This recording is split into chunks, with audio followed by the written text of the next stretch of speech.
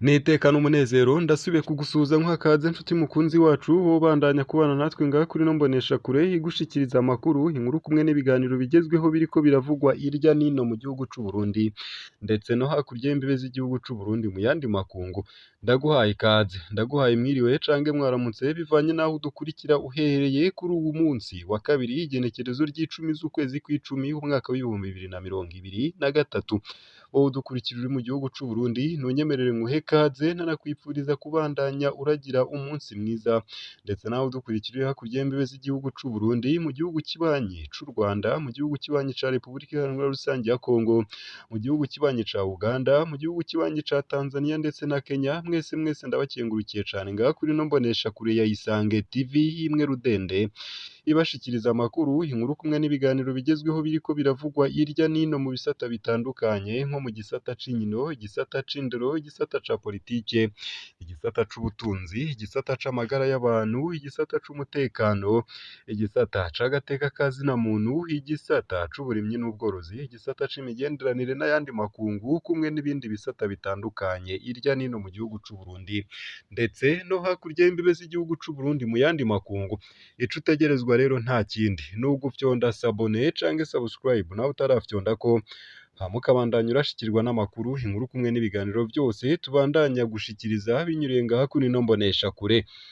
Wa musore aheruka kuzuka wo muri komine Itaba mu ntara ya Gitega Jimbere magazine yaraye imwiboneye amaso mu yandi. Tuyisabe Augustin afise imyaka 18 uharuriye aho yavukiye, akaba yaravutse ari umuhungu umwe mu bakobwa umunani. Nguyu Tuyisabe Augustin nyene ari kumwe na nyina wiwe ku rusengero rwa Methodiste Libre ku mutumba Gisikara agacimbiri rusange aho bariko baramusengera. Tuyisabe yumvise umumenyeshamakuru waje imbere ariko araganira n'abavyeyi biwe hamwe n'abakozi b'Imana, ubwo nyene akaba yaraciye abaduka aho yarabaye araruhukira. N'akanyamuneza kenshi ararukira kuri nyina, aramuhobera cane yongera arahobera n'abandi bashitsi bari baje kumuraba. Muti none yarazutse koko? Bigirimana Angeline umuvyeyi wiwe ntakekeranya, uno musore wanje yandurutse aja guca amafaranga muri Sosumo mu ntara ya Rutana mu mwaka w'ibihumbi 2019. Inyuma y'umwaka yaratashe atubwira twebwe abavyeyi ko umukoresha yakorera yanse kumuhemba, niko kumuhanura gusubirayo akishuza, vyanse agataha. Komine womenya ko ngo ariyo yafashije ifubwa ryiwe. Mu mwaka w'ibihumbi 2020 umuvyeyi ngo yagiye yumva bamuhamagara kuri telefone ku mwana wiwe Auguste yatwawe n'uruzi aca acikanira ku mutumba ko bamurovye. Umuvyeyi yituye komine Itaba kugira imufashe gutahana ikiziga. Komine nayo ngo yaramwitavye imuha umuduga, yongera imuronsa umuhanuzi ajejwe imibano n'akabahasha k'ibihumbi 50 vy'amafaranga y'amarundi, baragenda batora ikiziga ca Auguste, baramwoza, baramusiga, baramwambika, bashira mw'isandugu, barapfunga, bamufubana iteka. None ngo iminsi iheze yumvise abantu bamubwira ko babonye umuhungu wiwe mu Kayogoro mu ntara ya Makamba, muri Rutana hamwe no muri Itaba ahasanzwe avuka, ariko umuvyeyi harabura umuntu n'umwe yoja kumwereka ahari. Ngo ni ibintu rero bishika. Kuri uyu w'Imana igenekerezo ry'umunani z'ukwezi kw'icumi 2023 abantu bagiye babona yinjira mu rusengero rwa Methodiste Libre mu rusange ku mutumba wa Gisikara. Abari ngaho niko guca bahamagara abiwabo, abaravye ngo yarashoboye kumenya mama wiwe ndetse na bamwe mu bo bavukana. Gushika ubu uyo musore aravuga ariko yishura amajambo make make, uriko uramuganiriza bisaba kutamubazagiza ibibazo vyinshi. Bigirimana Angeline ati ndanezerewe cane kubona Imana yongeye kunyereka agahungu nari mfise ari kamwe mu bakobwa 8. Sinumva uko noshima. Naho hari bamwe batangazwa no kubona uwapfuye azuka, hari bamwe mu bene gihugu bo kuri uyo mutumba bavuga ko bibaho. Bati biva ku mangetengete y'abarozi bica umuntu bakamurabura maze bagaca bamuzura bakamukoresha ibikorwa mw'ijoro. Iyo rero bahuye n'uwo banganya ubuhinga canke bakisanga barihenze mu vyo bahinyanyuye, uwari yapfuye araheza akazuka. Ni inkuru itangaje, ni amakuru hadasanzwe hariko aravugwa cane mu gihugu c'u Burundi. Nayo mu bindi kandi womenya ko za nguge zasubijwe mu buraro bwazo hakoreshejwe agakoho gatera imiti isinziriza karinze kuva mu gihugu ca Tanzania. Ku vyashikirijwe na Jacques Bigirimana arongoye ikigo c'ingenzi mu Burundi kuri uyu wa cenda Gitugutu 2023, yabwiye magazine Jimbere ko zirya nguge z'ingore zitoshaka ingabo. Zirimwo ubuhinga buzibuza kurondoka no gushaka abagabo canke abagore. Kandi harya ziba zirapfunzwe ntizoharondokera. N'ikimenyamenya nuko hari inguge z'abana ari ingore n'ingabo, ariko ingore yarinze ipfa atawigeze azibona ziriko zirashakana. Nyabuna avuga ko burya inguge gutoroka biva ku bintu vyinshi. Ati inguge ziba mw'ishamba, rero zikeneye kubaho ubuzima bw'ishamba, kuba aho zisanzuye zigakora ivyo zishaka kandi zikaja aho zishaka. Rero iyo zibayeho ubuzima zirimwo muri musée vivant ziba zisa n'iziri mw'ibohero, zica zishaka gusohoka iryo bohero, kuko burya inguge ni abantu gushika ku bice birenga 80%, zirafise ingene ziyumvira n'ingene zigenza nk'abantu. Ikintu zishatse ziravyerekana. Jacques Bigirimana akaba avuga kandi ko ihindagurika ry'ibihe ryatumye harangwa ubushuhe biri mu bituma izo nguge zishaka kwigwanako ngo zisohoke. Ati inguge zirazirana n'ubushuhe, zikunda ahantu hakanye. Kubera rero twazubakiye n'amabati n'ivyuma, iyo izuba ryatse rigakubita ku mabati haca hashuha cane, nazo zigaca zigwanira zishaka gusohoka. Iyo zironse aho zica ziragenda. Amenyesha ko ahandi mu bindi bihugu usanga baziteguriye. Amenyesha ko ahandi mu bindi bihugu usanga baziteguriye mu mashamba cimeza akingiwe, bagategekanya amahegitari ashika nk'icumi, harimwo ibiti n'ivyatsi zikunda, hanyuma bakahazitira maze mu ruzitiro hakajamwo umuyagankuba kugira ntizitoroke. Ziramutse zitorotse naho baba bafise udukoho tuzitera imiti isinziriza zikabona gusubizwa mu ruhongore. Bigirimana agatanga umwizero ko leta iriko iraraba ingene yonagura igisata c'ingenzi, aho rero ngo harimwo no kuraba ahazotunganywa neza kugira ngo ibikoko bishirwe aha vyonyene hisanzuye, gutyo bishobore kwidegembya binabonereho n'akaryo ko kurondoka. Ese hari ikindi wifuza kumenya ku nguge canga hari ibindi uzizi ko udusangize? Twandikire unyuriye munsi y'ino video.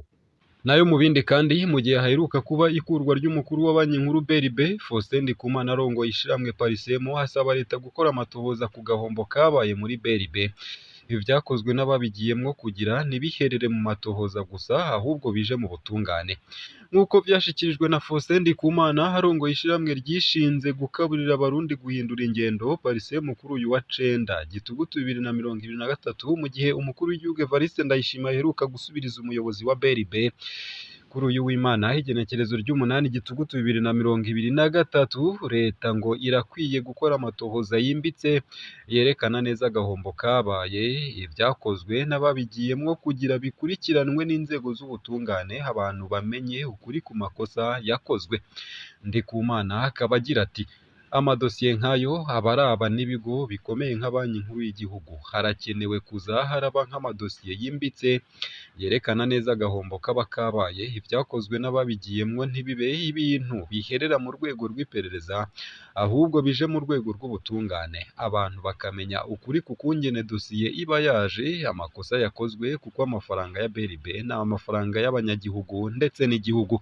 Faustin Ndikumana agasaba leta ko BRB yova mu biro vy'umukuru w'igihugu igakontororwa n'ubushikiranganji bw'ikigega ca leta kugira ikore nk'izindi banki zo kw'isi, kuko kuva aho itanguye gutwarirwa muri perezidanse itasubiye gukora neza, kuko abategetsi baciye batangura kuyivogera.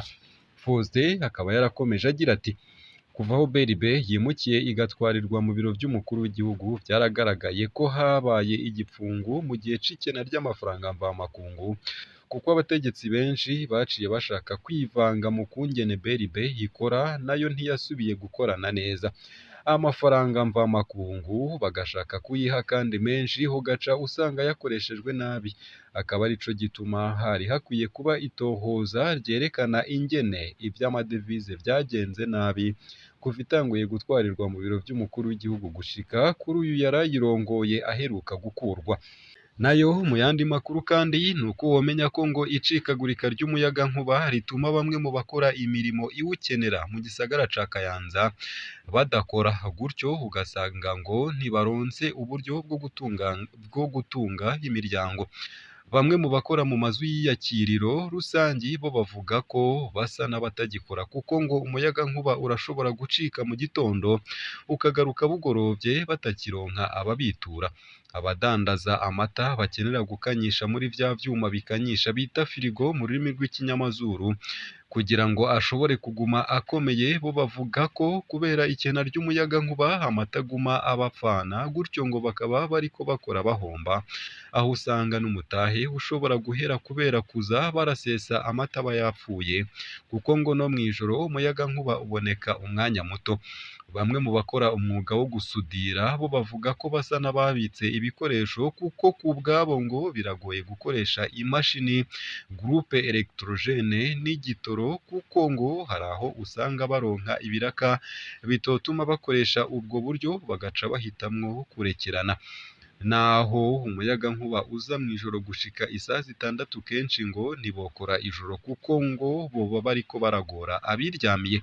Ingaruka z'icikagurika ry'umuyagankuba zirashikira na bamwe bafata amasanamu mu manza zitandukanye, bo basigura ko bituma batakaza ubwizigirwa ku bakiriya babo kuko ngo uwo wohaye amasanamu yiwe mu munsi umwe canke ibiri rimwe rimwe usanga urengeje indwi.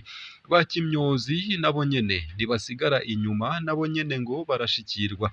Bamwe muri bo bamenyesha ko hari aho umuyagankuba ucika batarashika ku kazi bakarinda bataha utaragaruka. Ivyo ngo bituma babura rasiyo y'imiryango yabo kuko ataco ngo baba biriwe bakoze ngo bashobore kwinjiza amafaranga.